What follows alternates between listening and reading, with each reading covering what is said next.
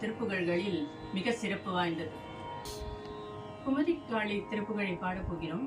அது தேவி காளி பல பெயர்களையும் உக்ர சக்தியையும் தாயின் கருணையையும் அருணகிரிநாதர் வெளிப்படுத்தி இருக்கிறார்.